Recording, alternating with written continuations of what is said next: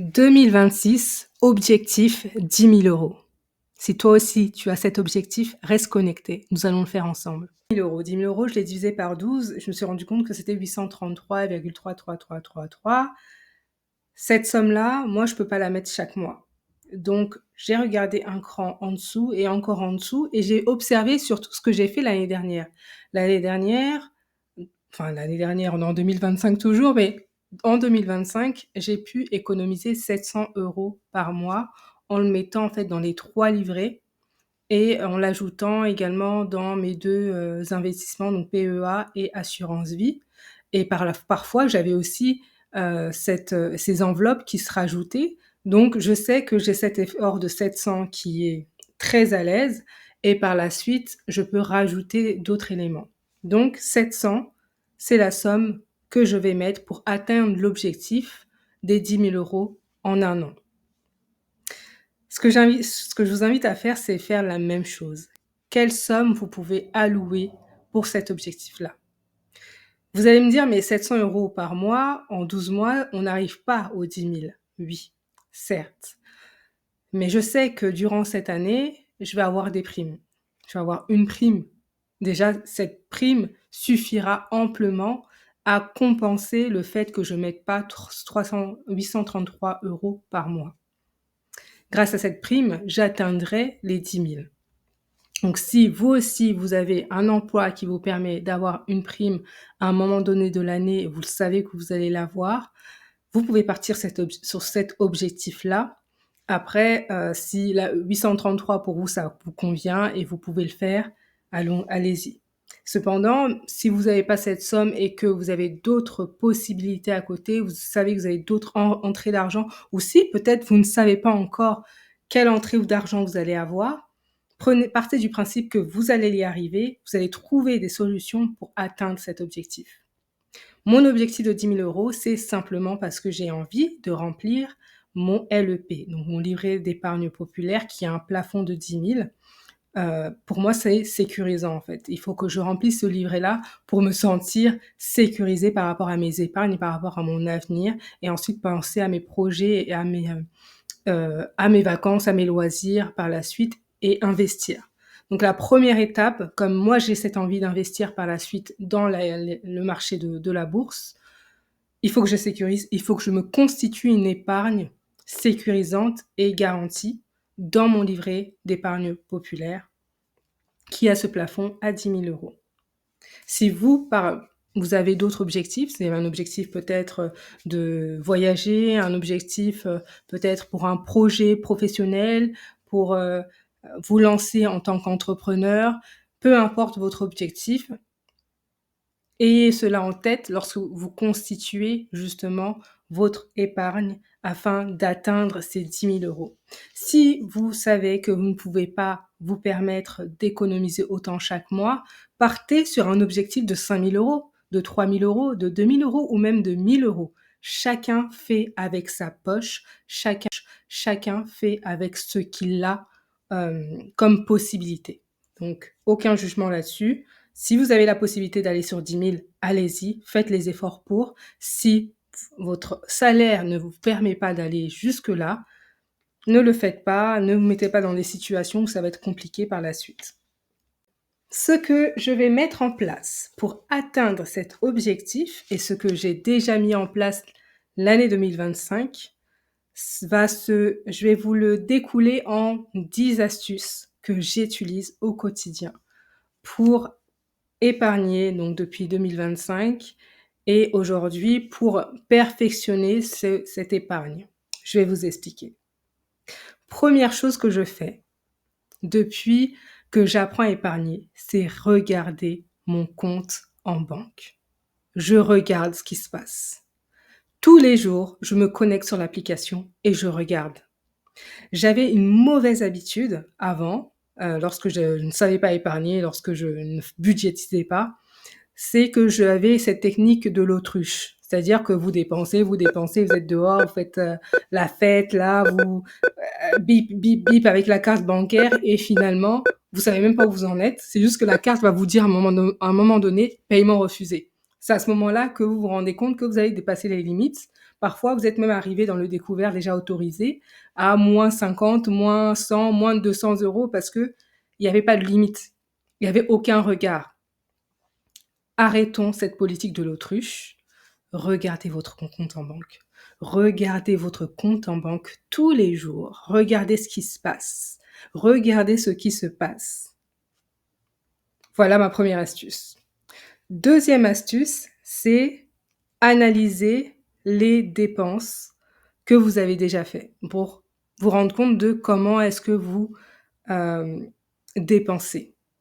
Ça, c'est quelque chose que j'ai gardé. Je sais comment je dépense, mais parfois, lorsque je sors avec ma carte bancaire, j'ai cette tendance encore à dépenser et parfois je sais plus parce que non seulement j'ai ma carte bancaire, mais j'ai aussi ma carte ticket restaurant et entre les deux, parfois, je sais plus ce que j'ai utilisé et ça devient un peu n'importe quoi. Donc j'analyse mes dépenses et aussi ça me permet de savoir lorsque je fais, mon budget, mes dépenses chaque semaine, de savoir dans quoi j'ai dépensé, dans quelle catégorie. Est-ce que j'ai dépensé dans la catégorie alimentation, dans la catégorie hygiène, dans la catégorie, vêtements? Ça se dépense et si j'ai beaucoup dépensé dans une catégorie, je pars du principe que j'ai le nécessaire et que je dois faire avec. Si je n'ai pas le nécessaire, que je n'arrive pas à faire avec, c'est que j'ai mal dépensé. C'est que ma dépense n'était pas utile par rapport à mon mode de fonctionnement. Ensuite, 3, lorsqu'on a analysé ses dépenses, on va faire un budget. Faire un budget est primordial. On ne rentre pas dans un challenge, un objectif de 10 000 € sans budget. À l'aveuglette. Impossible. Impossible. Prenez le temps qu'il faut pour faire un budget. Qu'est-ce qui sort? Comment ça sort? À quel moment ça sort? Tout ça, on budgétise. On prend une feuille de papier si vous voulez, vous prenez un fichier Excel, Google Sheet, comme vous voulez, mais budgétisez. Quelles dépenses par mois je sors pour mes charges fixes, mes charges variables? Sur quoi je peux jouer? Sur quoi je peux réduire? Sur quoi je dépense un peu trop? Qu'est-ce qui se passe sur mon compte en banque? Le budget, la budgétisation est primordiale. Il faut la faire. 4e chose, c'est optimiser ses dépenses. Maintenant qu'on sait ses habitudes, sur quoi on dépense, on va chercher à déclencher des choses qui vont nous permettre de payer moins. Par exemple, moi récemment, je me suis rendu compte que j'avais un opérateur où je payais un peu plus que ce que j'aurais pu payer. J'étais chez Orange, j'ai basculé chez SFR pour avoir un prix plus intéressant mensuel. Sachant que je savais que j'allais avoir des frais en plus puisque j'ai pris une carte puce, une carte SIM pour ma petite. Donc, j'ai analysé cette dépense-là et j'ai basculé chez un autre opérateur.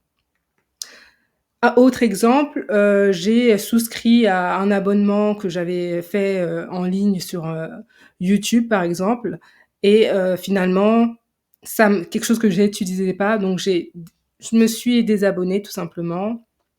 J'ai arrêté cet abonnement financier et ça m'a permis d'ouvrir les épargnes également.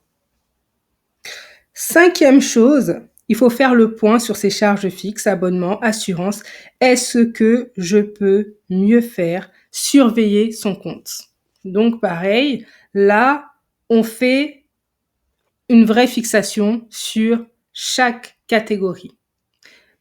Côté alimentation, à chaque fois, moi, je budgétise peut-être 60 € par mois, plus ma carte ticket restaurant, mais je me mets très, très bien. Je me rends compte que je me mets très, très bien parce que ma carte ticket restaurant, elle peut être à 170, 160, 200, 220, 260. Donc, il y a des mois où je me mets très, très bien et je sais que j'aurais pu faire plus attention parce que des choses qui ne seront pas nécessaires. C'est pas comme si j'étais dans une survie, pas du tout. Je me mets très, très, très bien, mais si je pense à mon objectif, je pourrais baisser un peu mes dépenses là-dessus et toujours me faire plaisir, mais avec plus de jugeote, avec cet objectif en tête. 6e chose, j'en ai parlé dans la vidéo précédente. Pour moi, il est nécessaire quand même, si vous avez une banque qui vous rapporte trop de frais bancaires, c'est de changer de banque. Soit vous changez de banque, soit vous changez d'offre. Peut-être la catégorie que vous avez, peut-être que c'est premium, peut-être que c'est gold, quelque chose qui n'est pas vraiment nécessaire à votre quotidien. Vous voyagez pas beaucoup, vous n'avez pas besoin d'avoir une carte bancaire qui soit utilisée dans tous les pays du monde à l'international, alors que vous mettez jamais vos pieds dans un avion, vous voyagez pas. Regardez en fait à quoi vous sert réellement cette banque et est-ce que l'offre que vous avez dans la banque, si vous voulez pas quitter la banque, est utile par rapport à votre quotidien. La septième astuce que j'ai envie de vous partager et qui a énormément fonctionné sur moi, c'est sortir sans sa carte bancaire. Tous les jours, lorsque je vais au travail, je ne prends pas mon portefeuille. Je laisse le portefeuille à la maison. Je n'ai jamais ma carte bancaire avec moi. Jamais. Par contre, j'ai ma carte ticket restaurant tout le temps avec moi et là, ça me permet effectivement d'aller acheter des viennoiseries ainsi par-ci par-là, ce que je vais corriger là en 2026. Mais la première des choses, oui, c'est sortir sans sa carte bleue. On n'a pas besoin de sortir avec sa carte bleue tous les jours. Honnêtement, on n'en a pas besoin. On n'en a pas besoin. Dépendant de votre situation, si c'est un problème de santé, si c'est un problème autre chose, je ne vois pas en quoi il est utile et nécessaire d'avoir sa carte bancaire tous les jours, à moins que vous preniez tous les jours l'autoroute avec un péage et que vous deviez sortir votre carte bancaire pour payer le péage. Et encore, il y a des cartes, je crois aujourd'hui, qui vous permettent d'avoir un abonnement et passer sans les cartes. Peut-être que ça sera utile pour vous afin d'éviter d'avoir votre carte bleue. Mais en tout cas, si vous êtes dans une situation où il est inutile d'avoir votre carte bleue tout le temps, déposez-la à la maison. Ne la prenez pas, c'est des tentations qui sont inutiles. Il m'est arrivé plusieurs fois, honnêtement, d'aller dans un supermarché en sortant du boulot, de prendre mes articles et tout, et d'arriver au niveau de la queue, et de m'en rendre compte que j'avais pas ma carte bleue. Ça m'est arrivé plusieurs fois. Ça m'est arrivé plusieurs fois parce que même si j'ai cet automatisme de ne pas sortir avec, parfois j'ai juste besoin, je me dis je vais acheter un truc, je vais acheter quelque chose au supermarché avant de rentrer.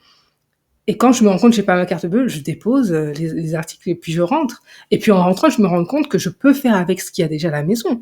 Donc ce que je comptais acheter là au supermarché n'était pas nécessaire.